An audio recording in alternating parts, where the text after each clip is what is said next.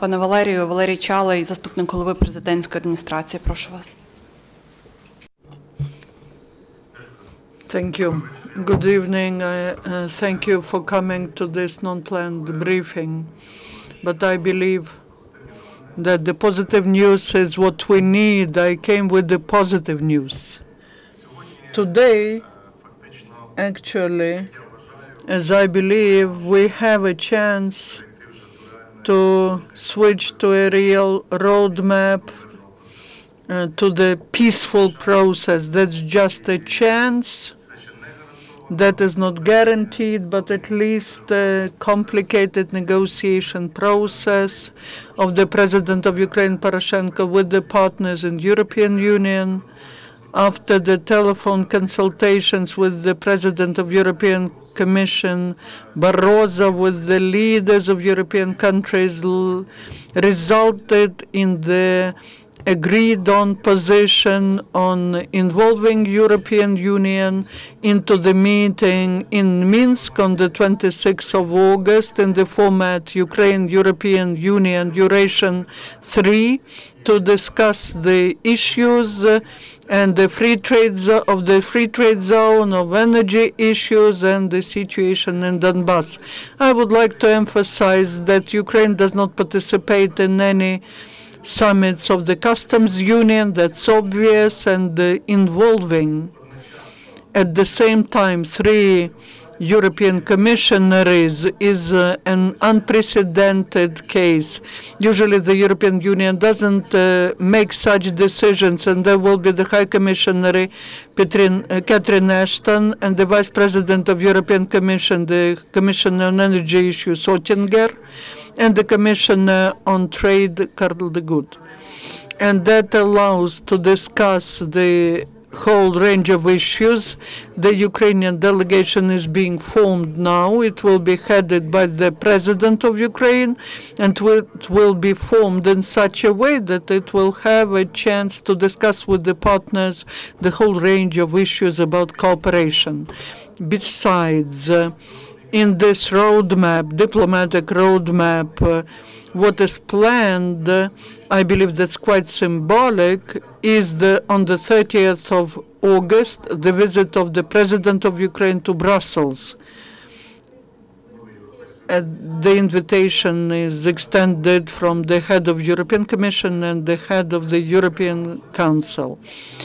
That is a unique chance, maybe not a unique, because on the 27th of June, when the association agreement was signed, the Ukrainian side used this opportunity so that the interests of Ukraine, especially on the pressure from the side of Russia, are taken into account. After that, there were decisions made by the European Union, which are perceived by us as an assistance from European partners. Besides, we expect, and now I can tell you on Saturday, the visit of the Chancellor of Germany, Merkel, to Kiev, where the issues will be discussed about the Donetsk region, Lugansk regions. This will be about financial assistance from Germany. Today also, with the President of the European Commission, they were discussing about additional financial assistance from European Union. We're not quoting numbers, but we can say that this could be the 3rd wave of financial assistance for Ukraine. It is very important to mention that this negotiation process, from a telephone diplomacy, as I call it, will turn into negotiations. It is also very important that it is a multilateral format, and we appreciate that the European Union is rendering this support, and we are grateful for this unprecedented step. That allows us to strengthen the position of Ukraine. It's obvious that today the diplomatic negotiation decisions reduce the numbers of people who can become victims. and this allows us to find a peaceful solution. I mentioned, I was saying that the next few weeks, now I believe that next couple of weeks will be important for understanding what is the way out of the war. We are also very seriously preparing ourselves to the summit of NATO in Wales. Ukraine has its format of relations with NATO, and after the series of meetings, there will be the visit of the President of Ukraine to the NATO summit, where there will be again meetings, the summit meetings. We cannot talk about that, but it would be right, I believe, if the President of Ukraine meets with the President of the US at this summit. So we can see today very clear diplomatic roadmap, and I hope that when addressing all these issues, I believe that all these issues are realistic, and when we address them, we will reach some different approaches which will help us find way out from the war into the peace. That's the key message I wanted to share with you, and I'm ready to answer your questions. Interfax, Ukraine. Today, Russian Ministry of Foreign Affairs disseminated information about the results of negotiations between Lavrov and the president of the International Red Cross, and it says, this information says that the International Red Cross received guarantees from Russia and the combatants for passing this humanitarian convoy into Ukraine. They did not receive these guarantees from Ukraine. Can you guarantee that? Is Ukraine ready to extend guarantees for the activities of International Red Cross and for moving of this convoy via Lugansk? That has been mentioned many times. It's in official documents, from the point where our bodyguards, our customs officers check with scanners the convoy, and the convoy comes half empty. And that's also is a big question. Do we need these big empty trucks in Ukraine? And the Red Cross is trying to understand whether really that's important. Some trucks are bringing water and salt, and others are just empty. That's the issue for Red Cross. And also what you ask about, I stress, Ukraine is not responsible for the safety and security in the zone which is controlled by combatants. And it has been mentioned in the official statement of the Ministry of Foreign Affairs that is the responsibility of those who are controlling situation there, plus all these owners, so to call that, you know. That's not our zone of responsibility. Why we did not allow the entrance of this convoy via the controlled cross point in Kharkiv region, because there we were to be responsible for security.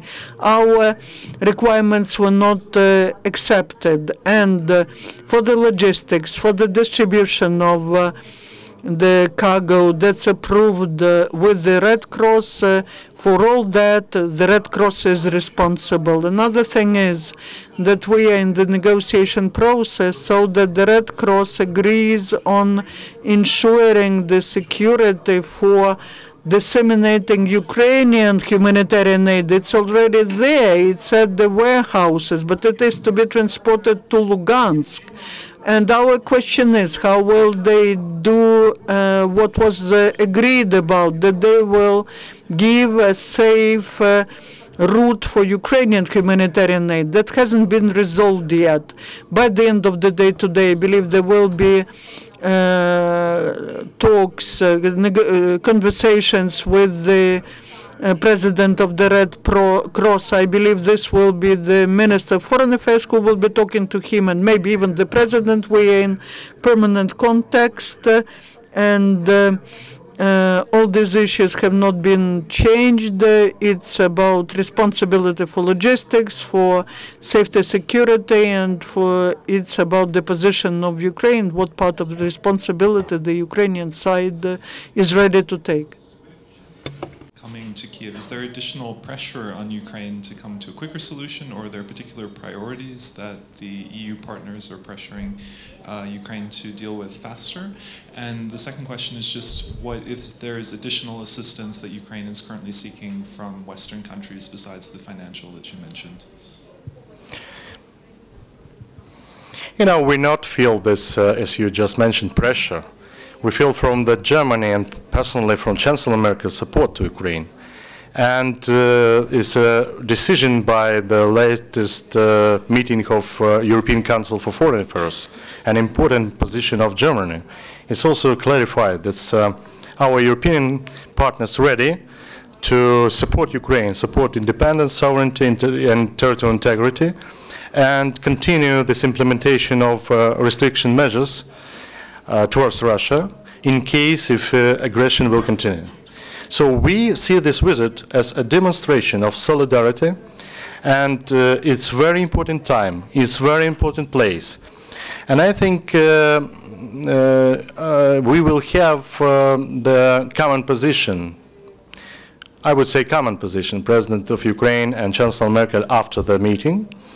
And definitely it's also concern of connected with financial support. You know, Germany is very active now to propose additional help, including the humanitarian aid, including the Lugansk, to deliver it to Lugansk. So it's not the pressure, it's solidarity and partnership. About the equation on the additional finance support, I just mentioned that we discussed it, we initiated it. We asked European Union to find the opportunity to open the third way of this financial support for Ukraine. Now it's under consideration, but we understand also that each country of European Union and our partners, including United States, Canada, Japan, not only EU countries, Switzerland and others, they are ready to support Ukraine in humanitarian aid and also including macroeconomic aid. Because you understand this economy of war is not the same the economy of peace.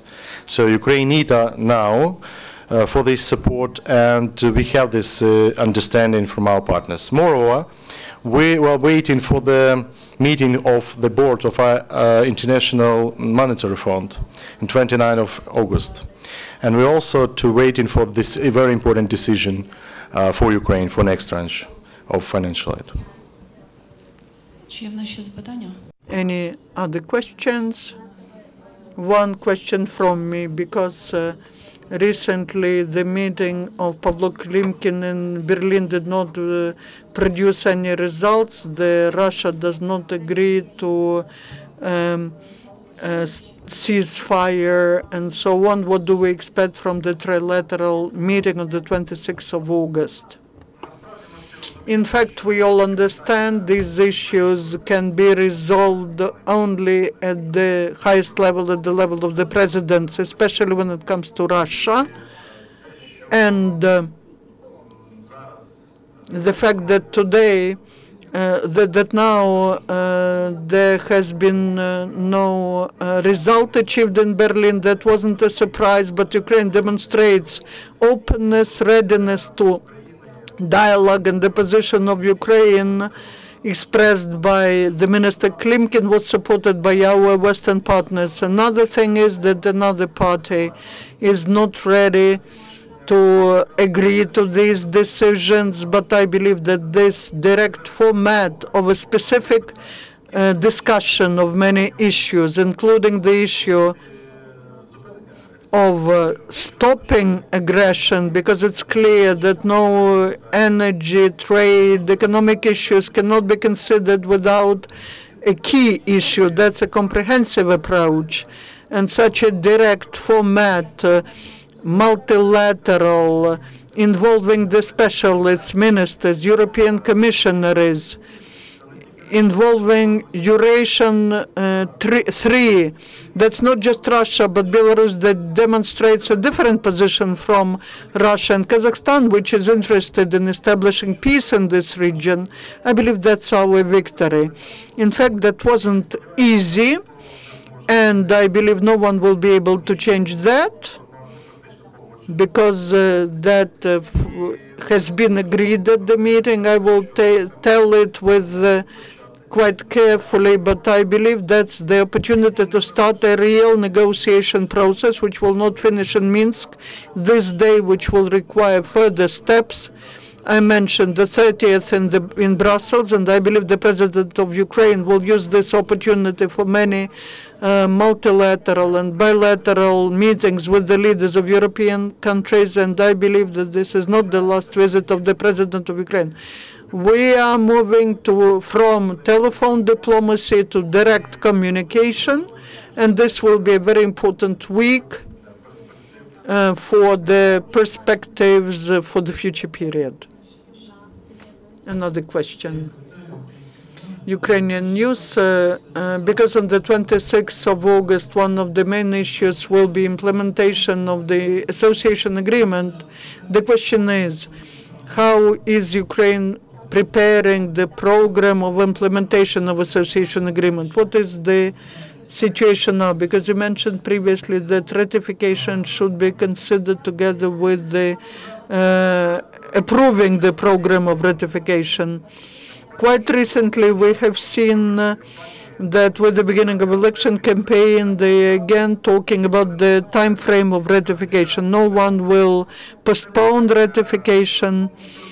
Someone who postpones the ratification will do it against the will of European people, European nation, and we understand the schedule.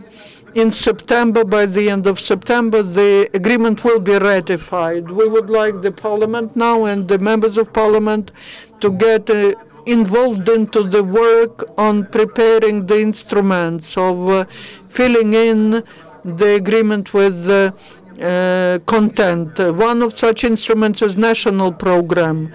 The decision is made that some of the measures are to be supported in the Parliament by the law, and such draft law is being developed.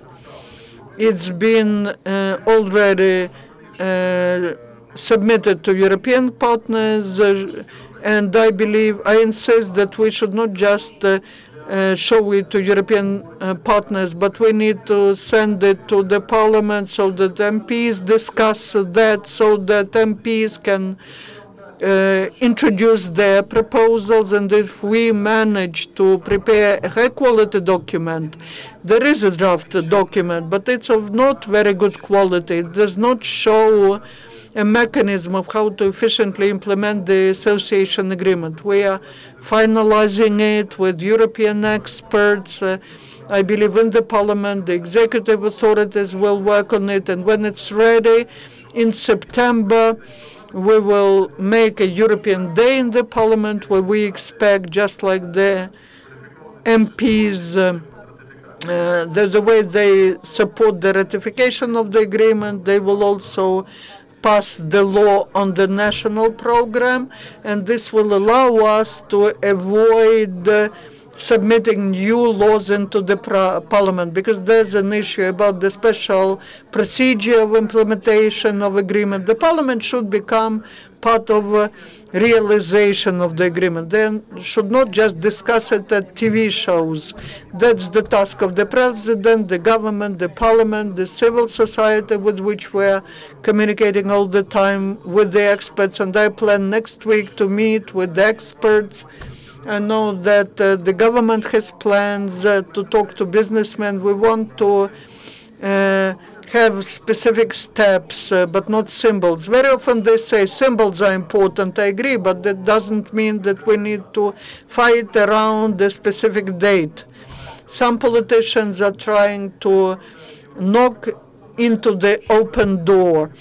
Our partners know that in September we ratify agreement, and then our regime will be different, and the time frame, the schedule is approved, so the association agreement will be approved in September, and I hope that the Parliament will vote for the national program of implementation of the agreement. Thank you.